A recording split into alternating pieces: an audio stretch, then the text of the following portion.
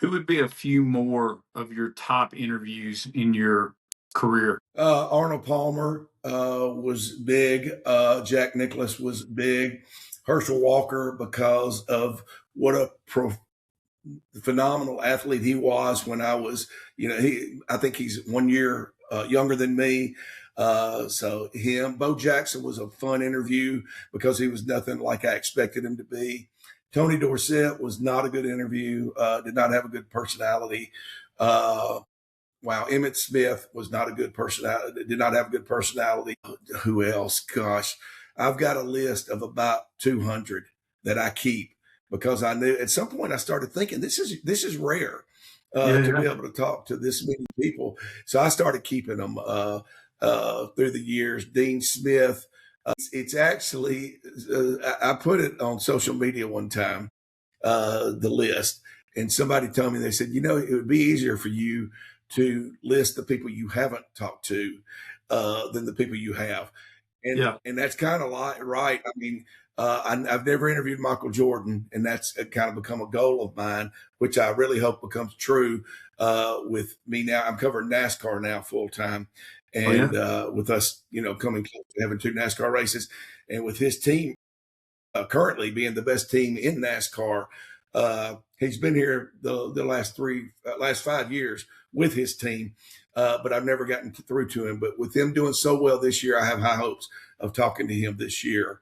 But along those lines, Richard Petty, I've interviewed, of course, Darrell Waltrip many times, Sterling Marlin, every Cup driver there is currently, Denny Hamlin to Connor Zolich, who is a rookie. So yeah, there's more of the people that I haven't interviewed that I wish that I could. Never interviewed Muhammad Ali. Would have liked to have done that.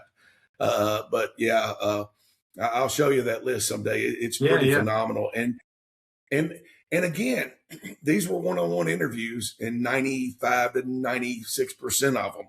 These weren't, I mean, I interviewed Rick Pitino several times in just scrums like that.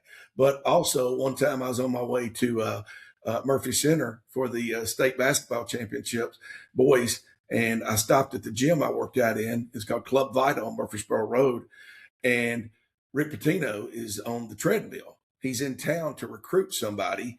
And to this day, I think it was Anthony Hardaway. And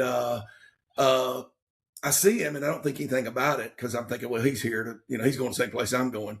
So I finish my workout and I go in the locker room to change, and there's Rick Pitino standing in his underwear. And I said, Coach, listen, I don't mean to bug you. You're standing here in your underwear, but if I don't at least try to interview you and somehow my boss finds out that I stood this close to you and didn't, I'm going to get fired.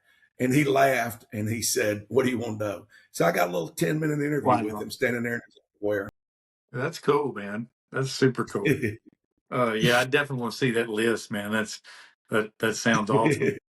So I'm gonna leave you one last question, and some of this you've kind of hinted on here and there. What's the toughest challenges to being a sports journalist now versus, let's say, 20, 30 years ago? And how do you think AI is going to play in to sports journalism in the future? I'll start with the second question first because AI is extremely important, and I don't think most people realize. Well, I think most people do. A lot of people are scared of it. Well, I'm going to tell you what: journalism today, sports reporting today, better embrace AI because we didn't embrace the internet. We did not embrace the digital world, and we sat back and thought it was a fad. And we said, well, this will come and go like so many things have, beepers and whatever else. Yeah.